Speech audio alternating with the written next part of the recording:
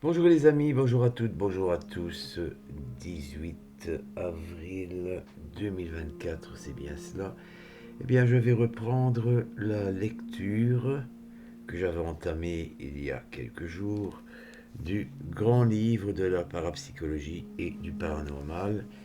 En fait, je vais vous relire quelques définitions de termes qui sont utiles, qui sont utilisés de façon assez récurrente dans ce domaine. Alors nous nous étions arrêtés à la transcommunication instrumentale. Vous avez pu remarquer que depuis j'avais posté l'une ou l'autre vidéo en rapport avec l'une ou l'autre séance de transcommunication instrumentale, en ce compris une analyse en inversé des PVE que j'avais obtenus. Alors c'est tout autre chose aujourd'hui. Ma vue n'étant plus de première jeunesse, j'utilise une lampe de poche pour mieux lire. Ça tombe bien, nous allons parler des visions. Les visions, c'est un mot désignant un phénomène de perception qui, au-delà de son acceptation première, dépasse largement le seul domaine de la vue pour s'étendre aux cinq sens de celui qui voit. Ceci est écrit entre guillemets. On considère généralement qu'il existe deux grands types de visions. Les visions à caractère religieux et les visions de défunts. La science traditionnelle, quant à elle, range le plus souvent ces phénomènes dans les catégories des illusions ou des hallucinations. Or, dans de nombreux cas, ces explications pragmatiques ne suffisent pas à expliquer des visions que les faits viennent tout simplement confirmer. On pense alors à une communication inconsciente et intense entre les sujets, qui peut parfois prendre l'aspect d'une sorte de contagion affective, lorsque plusieurs personnes ont simultanément la même vision. Dans certains cas, cette dernière peut même être photographiée, filmée ou enregistrée. On parle alors de transcommunication instrumentale. Quant à déterminer avec exactitude le degré de réalité d'une apparition, les chercheurs en sont toujours à tenter de trouver des réponses aux problèmes théoriques encore non résolus et qui introduisent la question d'une possible correspondance très spéciale entre le monde matériel et celui du rêve. Le terme suivant est le mot voyance. Je ne vous apprends rien. La plupart d'entre vous ont déjà entendu parler de voyance, de médiumnité, etc. On désigne par ce mot la perception directe hors des moyens habituels, nos cinq sens traditionnels, de faits éloignés dans l'espace ou le temps.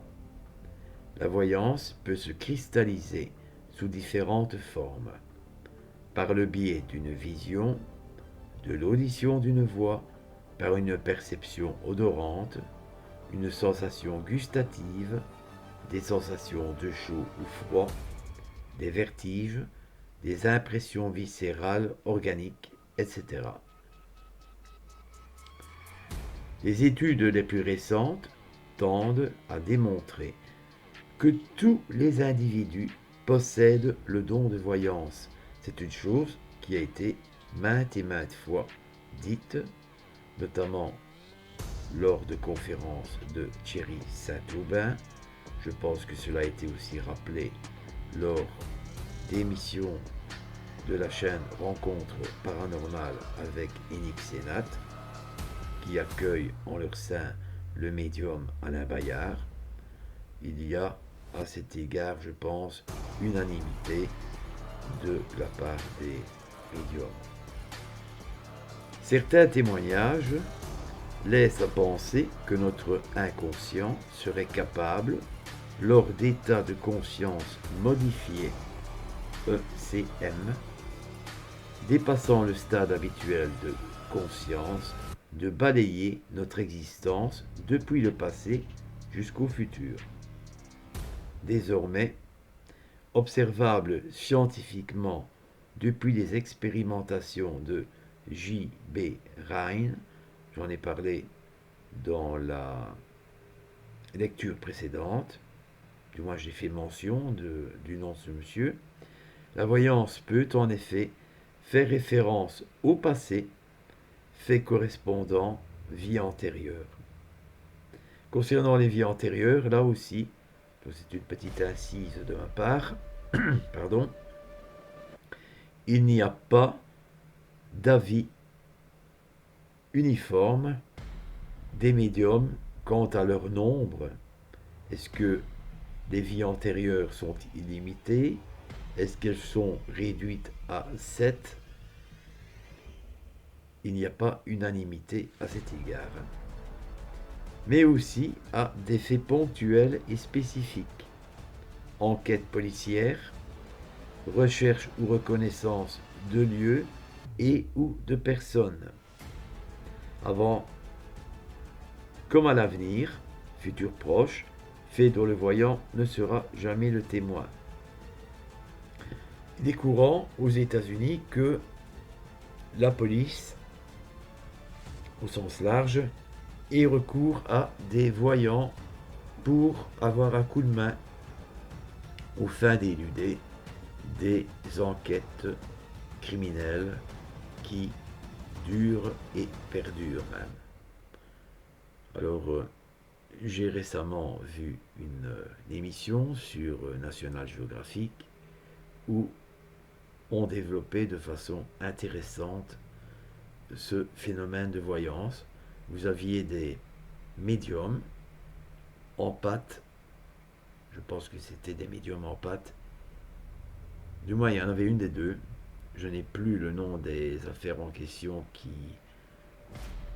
pour lesquelles ces personnes ont été discrètement sollicitées, mais ces personnes ont aidé la police dans le cadre de leur recherche de meurtriers, de personnes qui ont enlevé une jeune femme par exemple, ce peut être un enfant. Il se trouve que dans nos sociétés occidentales, nous en sommes encore très loin. Je ne suis pas le premier qui le dit. Alain, qui se reconnaîtra, l'a déjà dit aussi. La voyance devrait pouvoir aider, et elle serait très utile aussi à cet égard, à retrouver des personnes disparues. Et je ne vais pas faire l'éloge d'un film parce que c'est un film qui est américain. Et si vous avez l'occasion de le voir, n'hésitez pas à le regarder. C'est le film Dead Zone. Vous verrez qu'à un moment donné, l'acteur principal du film, Christopher Walker, sauf erreur de ma part, intervient utilement pour aider la police à l'occasion d'un meurtre. Il se trouve que les dons de voyance de ce monsieur ne lui sont pas tombés du ciel. Si vous avez la possibilité de voir ce film, même de lire le pitch du film, c'est suite à un trauma cérébral que ce monsieur a développé des dons de voyance qu'il ne suspectait pas et qui a pendant tout un moment laissé le monde médical sceptique, sauf à partir du moment où c'est, on va pas dire prédiction, mais ce qu'il annonçait s'avérait juste. Donc c'est une petite parenthèse de ma part ici. Dans la plupart des cas, la voyance semble procéder du même phénomène que la télépathie. excusez-moi les amis, j'ai un chat dans la gorge, résultant d'une sorte de partage d'expérience, ce que d'aucuns appellent une fusion d'inconscient. Fusion d'inconscient, c'est un mot que je découvre pour la première fois, donc il ne faut pas non plus s'embarrasser l'esprit de termes qui sont par trop alambiqués. Le voyant procède alors avec ou sans support. Il en est différent pour les TCistes qui ont besoin de divers supports, que ce soit une radio, une simple radio, qu'il s'agisse d'une Spirit Box, que ce soit l'une ou l'autre application. Je pense que chacun trouve un peu son bonheur parmi la gamme des supports qui existent actuellement. Et je suis tout à fait d'avis avec d'autres TCistes que un support peut très bien fonctionner pour un TCiste et ne pas fonctionner du tout pour un autre. Le tout est toujours de faire les choses sérieusement et avec humilité, ce que les personnes que je connais, que je côtoie virtuellement, font également. Stimulant son inconscient. Cartes, il peut s'agir de cartomancienne, boules de cristal, pendules, etc. Enfin, je vais conclure cette seconde partie. Il y en aura peut-être une troisième parce que je n'ai pas lu tous les mots, loin s'en faut. Et si cela vous intéresse, n'hésitez pas à me le dire, les amis. Je vous lirai tout ce que j'ai passé sous silence jusqu'à présent, quitte à ce que nous nous encombrions un peu de termes un peu sophistiqués. S'il le faut, nous ferons des recherches plus approfondies à cet égard pour que ce soit clair pour tout le monde. Alors le white noise, c'est le bruit blanc. Alors on revient lentement mais sûrement vers la transcommunication instrumentale.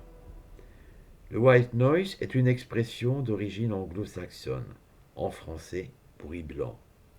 Il désigne un son ressemblant à un sifflement, résultant d'une combinaison de toutes les fréquences audibles.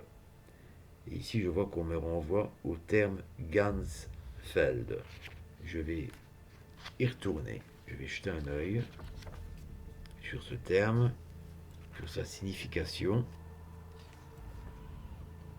Ganzfeld. Le Ganzfeld, ou chant uniforme, est un protocole d'induction d'un état hypnagogique. Vous regarderez, les amis, dans le dictionnaire ce que cela signifie. Pour les expériences de télépathie, il s'agit d'une technique de recherche des sensations extrasensorielles, dans laquelle la personne expérimente une absence de stimulation. Cela induit généralement que le sujet, assis confortablement dans un fauteuil, semi-incliné, porte des demi-balles de tennis sur les yeux, en même temps qu'il écoute un bruit blanc dans les écouteurs. Cela conduit à un état de privation sensorielle en douceur, caractérisé par une présentation de champs sensoriels homogènes. Le premier Ganzfeld a été conduit dans les années 1960. Depuis, de nombreuses expérimentations de ce type ont été mises en œuvre, notamment aux États-Unis, en Angleterre, en France et en Hollande. Elle dispose désormais d'une automatisation informatique qui permet de multiplier aisément le nombre des sessions. Les résultats démontrant la réalité de l'effet psy ont atteint 75% de réussite chez certains sujets. Et on me renvoie au terme télépathie. je m'en arrêterai là parce que je pense que nous allons tourner un peu en rond et finalement je vais en arriver à vous relire la totalité du livre. Il est très intéressant, mais comme je vous ai déjà lu une partie des termes qui sont inscrits dans ce bouquin, je ne vais pas vous faire perdre votre temps en vous disant, en vous relisant ce que je vous ai déjà lu. Alors la télépathie, on va conclure avec cela. Le spiritisme, je pense que j'en ai parlé. La télépathie, nous allons conclure avec ce petit chapitre. La télépathie, c'est un mot qui a été créé en 1882 par le chercheur anglais P.W.H. Myers. Il désigne la communication d'impressions de toutes sortes d'un esprit à un autre, indépendamment des voies sensorielles reconnues. Pour les plus anciens d'entre vous, je vous ai un jour raconté une expérience qu'un ami, Frédéric Meunier, qui est renseigné, dont la chaîne est renseignée sur notre chaîne à nous,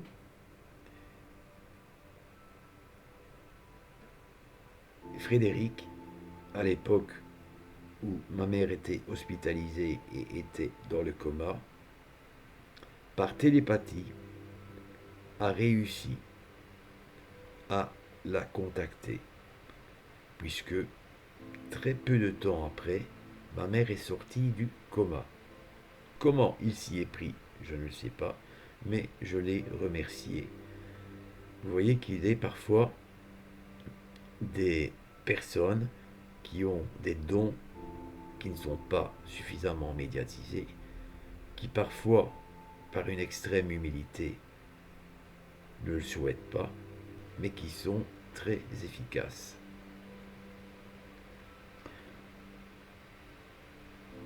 On appelle agent, entre guillemets, celui qui émet l'impression, et percipient celui qui la reçoit.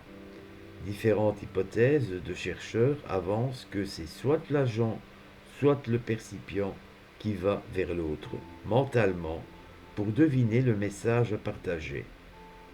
La majorité des spécialistes, notamment les spirites, a longtemps pensé que l'agent est actif et le percipient passif. Pour d'autres, tenant de l'école de Charles Richer, la clairvoyance est le phénomène principal et la télépathie un cas particulier. La percipience étant alors la faculté réellement active. De fait, c'est finalement la seconde hypothèse qui est aujourd'hui la plus retenue. Envisageant la télépathie non pas comme une transmission, mais comme le résultat d'une harmonie analogue à celle qui existe entre un émetteur et un récepteur radio. Pour sa part, l'éminent chercheur américain J. B. Rhine suppose que le percipient est actif. Clairvoyance et télépathie sont à ses yeux deux aspects d'une même fonction qu'il appelle perception extrasensorielle. C'est aussi l'hypothèse qui prédomine aujourd'hui. La croyance au sujet psy favorisant la thèse d'un percipient actif. On considère de nos jours que la télépathie, souvent appelée transmission de pensée dans le langage populaire, est probablement la faculté paranormale la plus répandue et sans doute aussi la plus accessible à tout un chacun. Nous en sommes donc toutes et tous doués. Quant au caractère simultané de la télépathie, il est désormais clairement établi qu'elle permet de percevoir instantanément une information malgré une distance considérable, mais qu'en tout état de cause, cela n'est pas systématique. Car nombre d'exemples révèlent un décalage important entre l'émission et la réception. semblant montrer que la transmission, c'est-à-dire le partage d'émotions, ne devient véritablement effective que lorsque le percipient est au repos, ce qui tend à établir que la télépathie existe et fonctionne de façon totalement indépendante des critères de temps et d'espace. Voilà les amis, je souhaitais conclure, peut-être provisoirement, le, c'est vous qui le déciderez finalement, la lecture de ces quelques notions issues du grand livre de la parapsychologie et du paranormal. Sur ce, eh bien, malgré le temps pluvieux que nous avons sur la Belgique et certainement sur une grande partie de la France, je vous laisse toutes et tous de la caméra, mais pas du cœur. Si vous avez l'occasion, quand vous en avez le temps, je précise, n'hésitez pas à jeter un œil sur les récentes vidéos que Maryse et moi avons publiées. Il est une séance de transcommunication instrumentale dite ouverte que j'ai réalisée tout récemment, mais que je dois seulement écouter, ou plutôt réécouter avec un casque, essayer de comprendre un maximum de phénomènes de voix électronique. Et lorsque cette première partie aura été faite, eh bien j'attaquerai l'inversé, puisque dorénavant je le ferai le plus souvent possible. A bientôt les amis. Tchuss. Passez une excellente journée. Le week-end approche. Malheureusement, je travaille. C'est pourquoi que je me suis dit, il est temps que je mette en ligne cette seconde partie. Peut-être dans l'attente d'une troisième. C'est vous qui verrez. À bientôt. Tchuss.